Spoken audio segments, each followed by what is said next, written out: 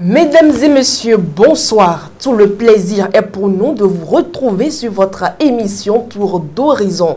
Nous démarrons par le bulletin d'information. Du 24 au 26 octobre 2022, une quarantaine de femmes réunies à Boycon ont été sensibilisées et formées par la Fondation Konrad Adenauer sur plusieurs thématiques. Compte rendu avec Charles Alban Daoui et Kabirou Adjadi. Droits fonciers, chaîne de valeur technique et d'adaptation face aux crises d'approvisionnement alimentaire et changement climatique. Telles sont les thématiques au cœur de cet atelier de renforcement des capacités des femmes évoluant dans les groupements d'intérêt économique. L'initiative est prise par la Fondation Konrad Adenauer et regroupe des femmes venues des 7 communes de l'Atlantique.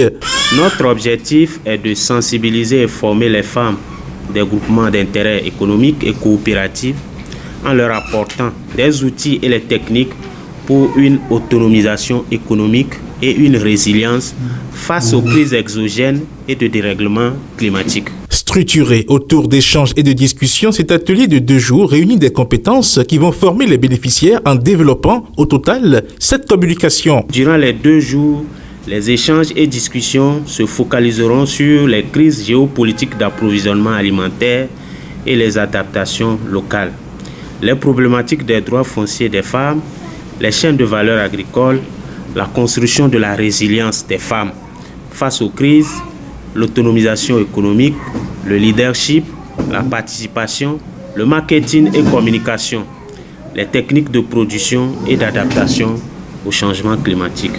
Les bénéficiaires, une quarantaine, remercient la Fondation Konrad Adenauer pour cette formation initiée à leur endroit. Nous, les femmes, nous avons reçu beaucoup de connaissances, surtout en matière de gestion de notre activité, comment nous allons aménager, comment nous allons réussir notre activité.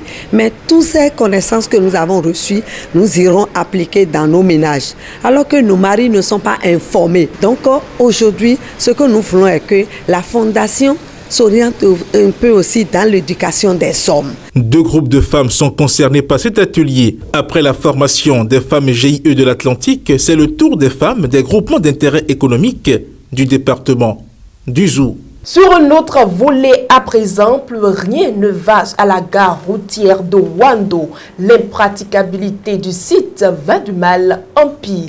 Suivez cet élément pour en savoir plus.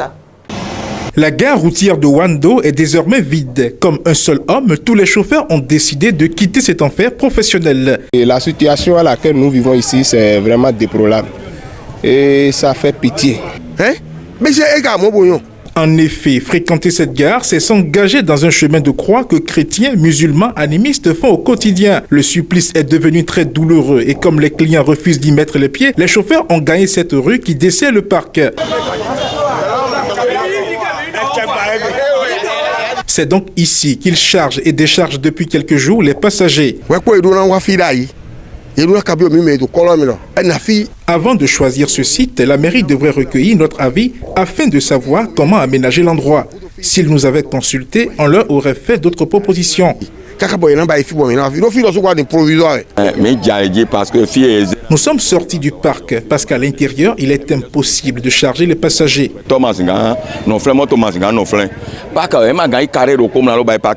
C'est pas possible. D'ailleurs, un carré ne peut servir de parc pour Wando. L'espace est trop petit pour nous. Malgré les conditions exécrables dans lesquelles ils exercent cette activité, ils continuent d'honorer leur engagement vis-à-vis des agents collecteurs de la mairie de Porto Novo. Si tu fais 8 voyages, tu payes 8 fois la tasse. Malgré les ressources qu'ils sont en train de ramasser ici, là, ils ne veulent pas nous réparer le parc.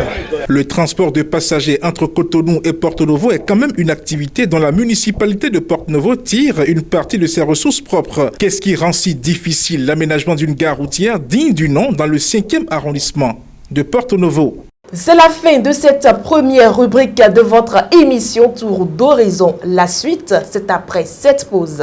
Dans le cadre des législatives du 8 janvier 2023, Guérit TV Monde se rapproche de ses abonnés et internautes.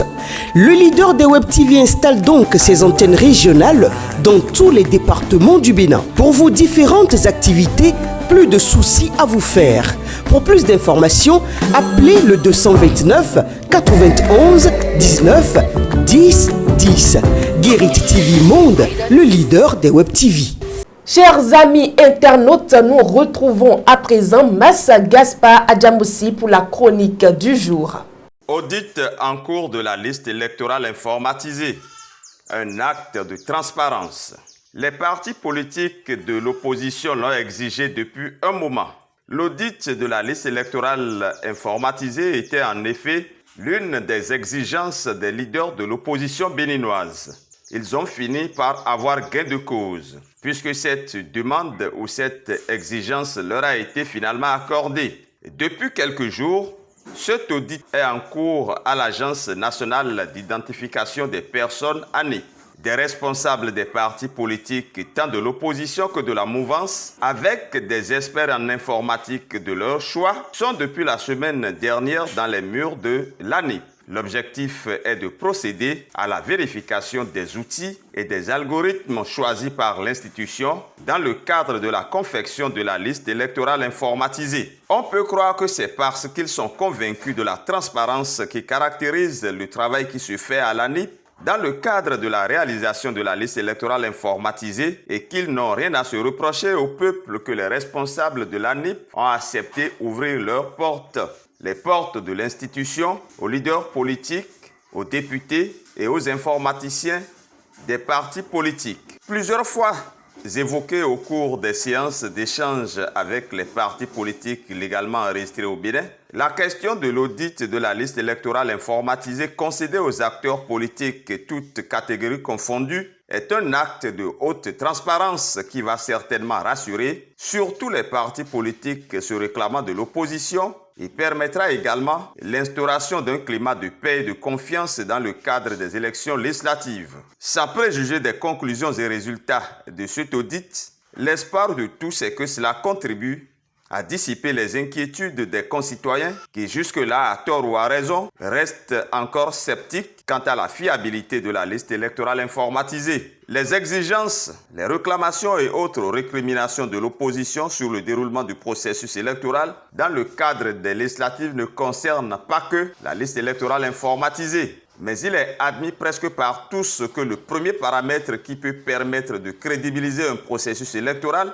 qui peut être le gage d'une certaine transparence, c'est la réalisation du consensus de tous les acteurs autour de la liste électorale. Autoriser et permettre donc l'audit de la liste électorale informatisée est déjà un grand pas dans le sens de rassurer les uns et les autres sur la transparence du processus en cours. Gageons que toutes les autres inquiétudes des acteurs politiques, surtout ceux de l'opposition, trouveront finalement satisfaction pour permettre une élection législative apaisée et sans violence. Les incidents qui ont émaillé le scrutin législatif de 2019 étaient encore très vivaces dans les esprits et dans les mémoires. Merci à vous, Massa Gaspard Adjamoussi. Mesdames et messieurs, nous recevons à présent pour vous Charles Alban Daoui dans le forum de discussion de ce mercredi 26 octobre 2022. Charles Alban Daoui, bonsoir. Bonsoir Latifaton. Nous sommes le 26 octobre 2022 dans l'histoire politique. Le 26 octobre rappelle quoi? Oui, le 26 octobre rappelle dans l'histoire politique du Bénin le coup d'État du 26 octobre 1972. À l'époque, le Bénin s'appelait Dahomey parce qu'il faut dire que ce qu'on appelle aujourd'hui le Bénin n'était pas Bénin au début. C'est bien après ça que les changements ont eu lieu. Et pour parler donc de ce coup d'État-là, il faut retourner un peu en 69 où a eu lieu le 4e coup d'État militaire dans l'histoire politique du Dahomey. Un coup d'État qui a été perpétré par le colonel Maurice Kouandété en 69 et qui par la suite a fait place à ce qu'on a appelé le Conseil présidentiel en 1970.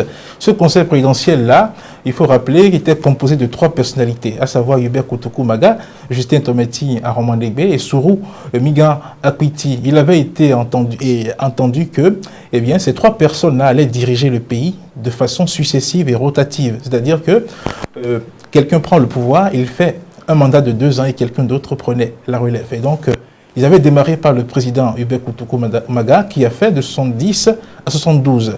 Et Justin Tometi Aromandegbe a pris les rênes du pouvoir en mai 71.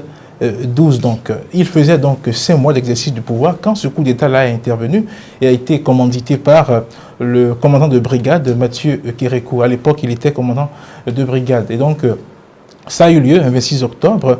Et les raisons qui ont été évoquées par ce commanditaire-là, notamment Mathieu Kérékou, qui n'est plus parmi nous aujourd'hui, c'est qu'il ne pouvait pas comprendre qu'un petit pays comme le Dahomey puisse être gouverné par un conseil présidentiel composé de 3 personnes. On parlait à l'époque du monstre à 3 têtes. Donc on dit, comment est-ce que le Dahomey pourrait être gouverné par 3 personnes? Donc pour lui, il n'y avait pas autre moyen de mettre fin à cela que de faire un coup d'État. Il a fait son coup et ça a été réussi. Donc ce coup d'État-là marque vraiment la fin de ce conseil présidentiel-là, et on dira que ce coup d'État-là a tranché la tête au monstre à 3 têtes. Charles Alban Daoui, pourquoi dit-on que le coup d'État du 26 octobre 2022 est historique? Oui, 72, vous voulez dire, parce qu'il y a 50 ans que c'est arrivé, ce n'est pas aujourd'hui. Donc, pour dire que, au fait, on dit que c'est un coup d'État historique parce que quand on prend l'histoire politique du Dahomey, de 60 jusqu'à 72, on peut comptabiliser 5 coups d'État. Après que le Bénin ait accédé à son indépendance, en 63, il y a eu le premier coup d'État militaire au Bénin. Et il s'est fait que de 63 à 72, chaque 2 ans pratiquement, il y avait coup d'État. Parce qu'il y a eu un coup d'État en 65, ensuite en 67, ensuite en 69 et par la suite en 72. Donc, pratiquement une moyenne de 2 ans, il y avait tout le temps des coups d'État. Mais après le coup d'État de 72, qui est arrivé et qui a été commandité par le commandant de brigade Mathieu Kérékou, il n'y a plus vraiment eu de coup d'État réussi en République au Dahomey et par la suite en République du Bénin. Ce coup d'État-là est le 5e qu'on a connu et c'était pratiquement le dernier. Il y a eu par la suite des tentatives, c'est vrai, mais des tentatives qui ont été déjouées et donc qui n'ont pas réussi. Donc si on doit parler en termes de coup d'État réussi et de renversement de régime de pouvoir, c'était le dernier coup d'État qu'on a connu et d'où c'est devenu historique. Et par la suite, après ce coup d'État-là, il faut dire que celui qui l'a fait, Mathieu Kérékou, devenu président, 11e président donc du Dahomey, il a installé ce qu'on appelait le gouvernement militaire révolutionnaire et c'était parti donc pour la révolution. Ça a duré 17 ans jusqu'en 89 où les problèmes ont commencé et quand on est allé donc à la conférence des forces de la nation de 90 et qui a par la suite débouché sur la démocratie. Donc voilà pourquoi on dit que c'est historique. Après ce coup d'État-là, on n'a plus connu sur ce territoire-là jusqu'à ce que le Bénin change de régime politique et ne devienne donc un pays démocratique.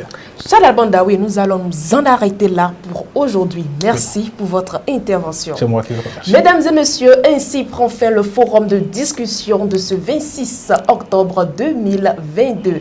Suivons à présent votre rubrique « Quand les temps sont durs, que faites-vous » Quand c'est dur, vous venez à la maison et puis vous voyez votre enfant malade, couché, et vous-même, vous n'avez rien dans la poche. Que faites-vous? Bon. Si c'est pour moi, bon, je vais faire essayer de... Je vais l'encadrer. Amis fidèles de Guérita TV Monde, recevez à présent chez vous la vidéo du jour. Bonjour mademoiselle. Bonjour. Comment vous appelez? Rokia, et vous?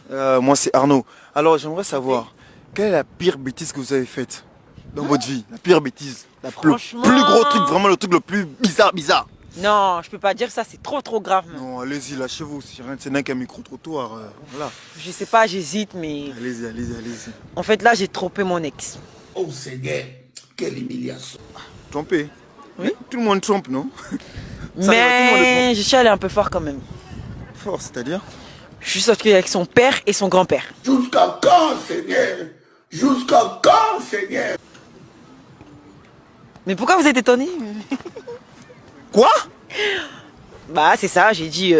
Après, Alex, si tu me regardes, sache que je t'aime encore, tu sais, tu peux revenir. Attends. Vous avez fait quoi? Bah je sortais avec le père de mon ex et son grand-père. Parce que vas-y, il n'était pas trop bon au lit et vas-y, j'ai cru que peut-être que son père l'a pas bien appris. Voilà, j'ai voulu tester un peu partout et voilà. Mais qu'est-ce qu'il y a, vous? Il y a quoi? Vous êtes toujours là? Mais je sais pas, il y a quoi, ça va? Oh! Attends, vous avez bien dit son père et son grand-père? Bah oui, c'est ce que je viens de dire. Mais vous êtes avec moi? On continue ou pas? Bah monsieur, je sais pas mais... Il s'appelle comment? Alex, mais justement, je vais lui laisser un message là, avec ta vidéo. Bah, si tu m'écoutes, sache que je suis là toujours, je t'aime encore, reviens à moi et tout. Voilà, l'amour, on va revenir ensemble, l'amour triomphera. Bisous. Et essaie de me recontacter, hein. Tu connais mon snap, hein. Salut. Au revoir. Eh bien, c'est terminé pour aujourd'hui. Merci de votre attention. On se retrouve demain pour un autre numéro. Au revoir.